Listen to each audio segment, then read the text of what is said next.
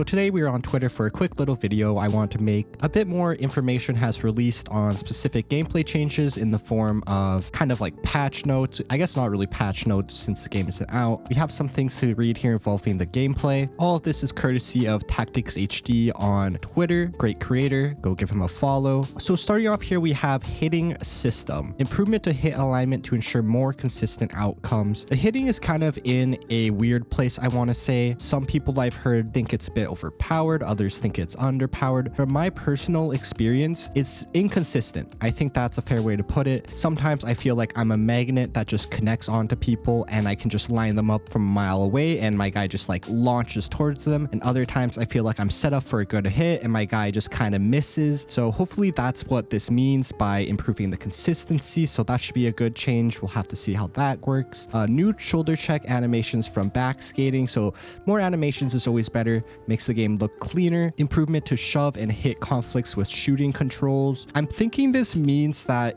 if you're in the middle of a shooting animation and you get hit, it affects it differently. I'm not too sure if I'm reading this wrong. Next off, we have get up time is scaled based on player fatigue and the level of hits taken. Honestly, I kind of thought this was already a thing. Perhaps they're just leaning more heavily into this. Definitely thought this was a thing. It should be a thing. Obviously, if you take a hit when you have low fatigue or you just get absolutely lined up by a 6'9" giant, it should hurt more than if you're getting hit by like someone who's like 5'5" and you're fresh off the bench. Next, we have fatigue drain varies based on the size of the hit delivered. Again, another thing that I thought was already in the game. There's a little side note here. The bigger the hit, the larger the stamina loss. So I'm guessing this wasn't in the game. Yeah, I'll be honest. I thought this was in the game. AI will now use the hip check. That's something that now that I hear it, I realize, yeah, they didn't use it, I guess, but we'll have to see how good the AI is at using it. As someone who played a lot of offline mode in terms of franchise mode, I like to jump in every now and again and play with my team. We'll see if this makes it more fun or if it makes versing the AI more frustrating. I think this should be okay. And then player sizes factor more into hit outcomes. So again, that kind of feels like a summary of some of the stuff we've read here, unless I'm just illiterate. We'll move on to the next one here. So looks like this is to do with goalies. So user goalies can saucer pass. Another thing, yeah, I guess that's something they couldn't do. So that's a good add. Goalies can cover the puck off a teammate's stick to better protect their own goal. I think that's a good change. I wonder how this will interact in the goal crease. Now, it doesn't say user goalie, so this really could go both ways if it is the AI goalie, where it could be good, but it could also be bad. One of the biggest problems I have in NHL is when the puck's around the crease, kind of in the crease. Sometimes your own defenseman will put it in the net. Sometimes you feel like, oh, I wish the goalie would just cover it, or a defenseman would hit it out of the crease. So maybe now those will be covered better. Or maybe we have situations where you're hoping to pick up the puck with the defender to get a breakout going, and then the goalie just covers it. So we'll have to see how that works. And then post-goal emotion reactions, long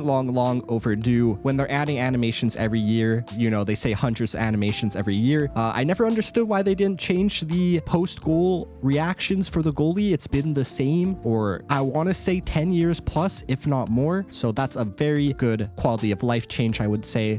Moving on, we got some more goalie patch notes here. So general improvements, preemptive save decisions, and animations. Not too sure what this means. I'm guessing you could look at this as a bit of a buff to using the preemptive save decision. That's how I would interpret this. Improve poke check and puck cover responsiveness and situation solving. I'm assuming this stuff is partially universal for user control goalie and AI goalie, but you know, anytime they have better decision making, we're going to have to really see how good it is. Improvement to save motion coming into the goal posts. That's an interesting one because in theory, it's coming into the goal post. I feel like one of the weaker spots for the goalie, and they showed this still in the beta, was kind of the short side shot coming around the net. So I'm interested to see if this is actually true, or maybe this means something else. Increase save range, including better solving for lacrosse goals. So you could look at this as a lacrosse goal nerf, which I'm sure a lot of people will be happy with. Increase save range sounds like an overall just buff. Goalies stay on their feet longer and won't drop or stay in the butterfly if they have time to get back up. That's good. I felt like there's some spots where the goalie would just go straight to butterfly and then they would just stay there for basically ever. So that sounds good. Tweaks the save and capability models, improved readiness for controlled and redirected saves. I'm guessing this all scales to the rating.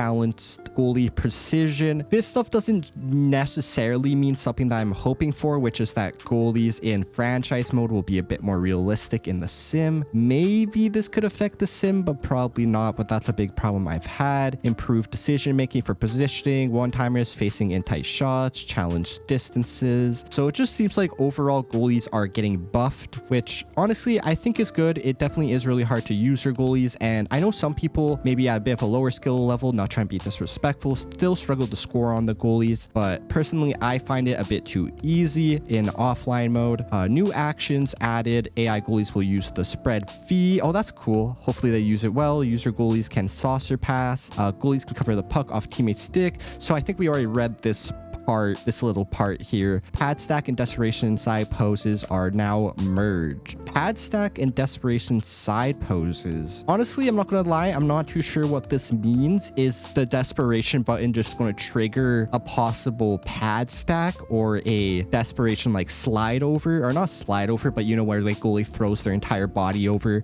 That's how I interpret that. And lastly, we have some strategies information here. So on top of that, all of Chel's in-zone strategies, including behind the net, overload, crash the net, have been rebuilt from the ground up to allow Scares to better utilize open passes and position themselves to be bigger offensive threats. So building stuff up from the ground up can be good, definitely. One of the comments Tactics HD set up here, I don't know if you can read it, but he was hoping for them to add more strategies since we've had the same ones for 10 plus years. Personally, I'm not a big strategies guy. I'm only getting a little bit into it, kind of learning that side of the game, but yeah, I think they should have definitely added a couple more. It sounds like they're making it better, or kind of like a buff. A lot of these I would kind of classify as like a buff to certain things. So if you like grinding behind the net and executing jam plays, select behind the net. If you like possession passing and cycling through the zone, use overload. If you want to get pucks on net and go for some greasy scrambles, crash the net is for you. So basically what I'm assuming this means, and I haven't really tested it in NHL 24, but I'm guessing these weren't working as well as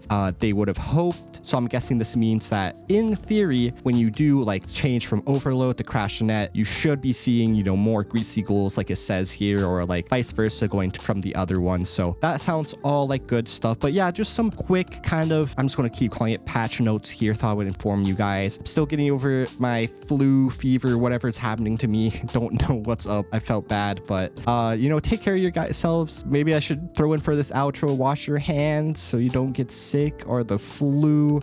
Be safe, and yeah, just take care of yourselves.